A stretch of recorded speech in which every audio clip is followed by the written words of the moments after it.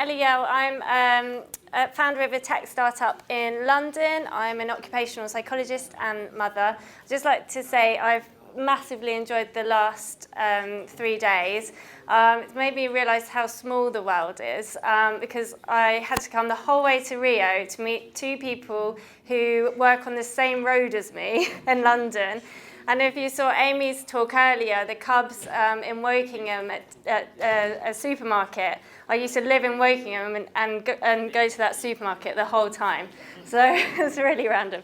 So what I'd like to do is just tell you a bit about Fledglink, share some insights from a recent survey we've done with kids in the UK about how they feel about their futures, and some practical examples of how we're partnering with educational institutions and youth organisations to embed non-formal education. Apologies, I have to go quite fast for the interpreters.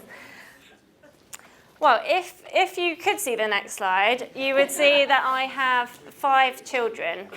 And I know what you're thinking. I look far too young to have 5 children, or maybe you're not.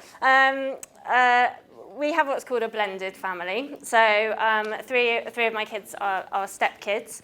And we have kids from the age of 19 down to 5. So all 2 ends of the educational spectrum. And just focusing on those 2 ends, we've got Cameron, who's just left education. And a recent survey showed that 65% of Cameron and his age group feel like education has not prepared them for the world of work. At the other end, you've got Ollie, he's 5.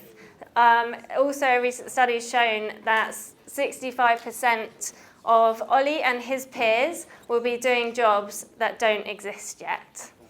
So I worry as a mother, as a citizen, I worry about the world that they're entering into, and how as educators, parents and employers, we're failing to equip them with the skills to thrive in the 4th Industrial Revolution.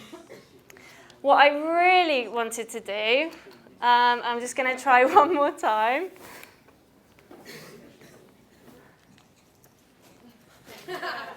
Is show you a video, because I wanted to focus on my stepson, Stephen.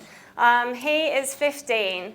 Not a year goes by that we don't get a school report saying that he's a bit of a joker, that he's distracted, he's a bright kid, but if only he applied himself, he could be really successful in exams.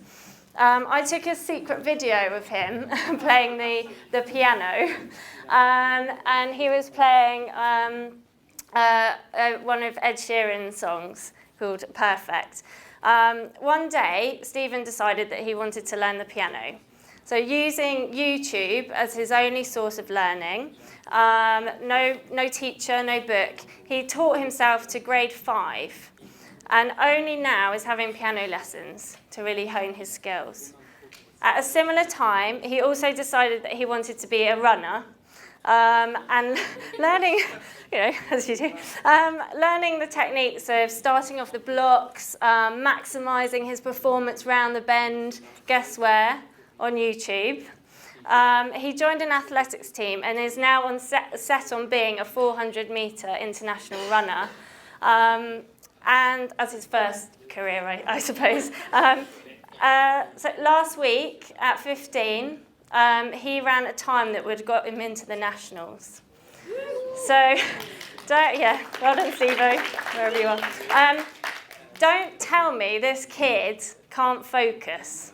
Show persistence and determination. But the whole thing raises a bigger question about whether our educational establishments are really fit for purpose, and getting the most out of our kids who have grown up not knowing a world before iPads and smartphones, as I mentioned earlier. So I set out to do something about it in the small way that I could. Now at this point, I would have showed you the app demo and some lovely images. So Fledglink is the business that I've created. It's an integrated solution that blends a free app with on-the-ground support through self-development and employability workshops. And what really differentiates that non-formal learning is that everything we've designed is with the app in mind. So they're using that as the platform through which to do the learning. We're driven through the app to provide equal access to support, advice, role models, networks, and job opportunities.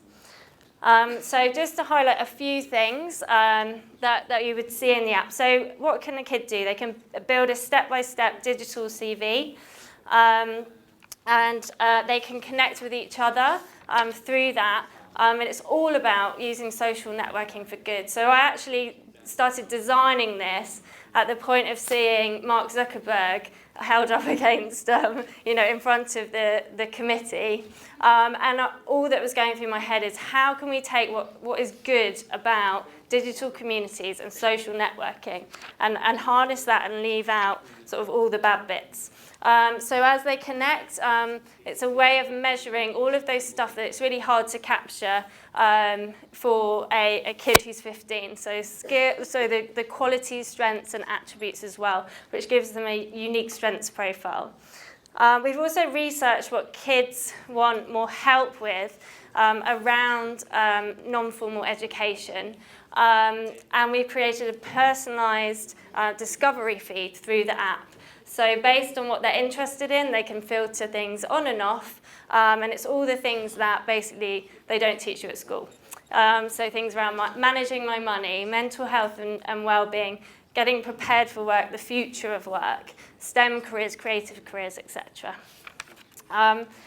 There's also a dedicated early careers job board full of work experience, internships and apprenticeships or technical training. We're shining a light on the employers who are really supporting minorities and socially disadvantaged. On a company's profile, there's diversity badges, and you can click on them and see how those employers are supporting different minorities, including a badge that's called Connect, and it's shining a light again on organisations who are willing to give ex-offenders a second chance. So moving on to the survey. So this was going to be like super interactive, so sorry about that. So I just thought it'd be interesting to share some recent highlights of our survey with kids in the UK. So I've just pulled out some of the key ones. So we asked them which statement best described how they felt about their future. From, yeah, awesome, like, bring it on, to dreadful, I'm so scared, blah, blah, blah. And 50% of them said that they chose confusing, who knows. So over half of the survey, the people surveyed chose confusing, who knows, which is in line with previous studies and I'm sure resonates with a lot of you here. We also asked them who would they go to first for advice. So parents, teachers, careers leaders, YouTube, like web and apps, and again over. Well, let's do a show. Right. So who thinks that kids go to their parents first? Raise a hand for advice about their future. Okay, teachers, careers leaders, get advice about their future? No.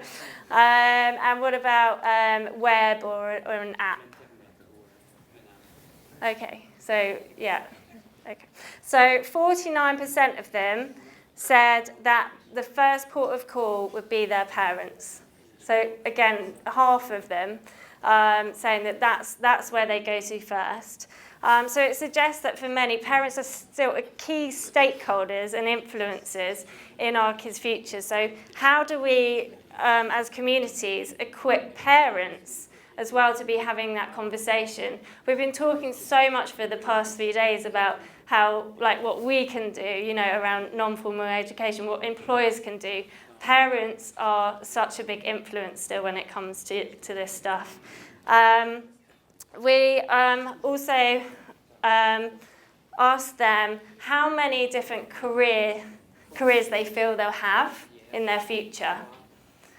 So again, I just want to do a quick show of hands. I'm gonna say the numbers, and you have a think about how many different careers they felt that they were going to have. So what was the most popular number? Okay, so put your hand up if you think it was one career in their life. 2, 3, 4, 5, 6, 7. No. Okay. 7. So the answer was the most popular answer was 3. Futurists have predicted that Gen Z will have at least 8 different careers in their lives, and so this really plays to the whole learn, unlearn, relearn thing. And so how do we again equip our kids with the meta skills to be able to make those changes? So I'll just move on now to just some case studies where we're working with partners, schools and colleges and youth organisations in the UK to help embed the app and our workshops into non-formal education support. So a particular note for this conference is the work we're doing with the youth section of the FA, so the Football Association, where we're equipping previous youth leaders with the training and the toolkits around the app and around the workshops that they need to be able to run their workshops and mentoring sessions within their regions of the UK. And we would love the opportunity to pilot similar programs with one of the big 6.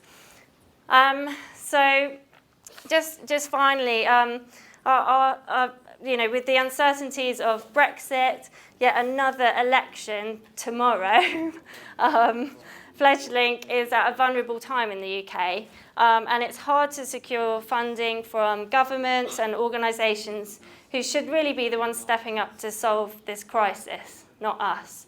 And to think that, technology is expensive, and to think that Fledglink may not even exist as a result of this in the next sort of 3 months or so is an absolute travesty, because this is the future and technology is the only way that we can reach scale and empower kids to own their futures.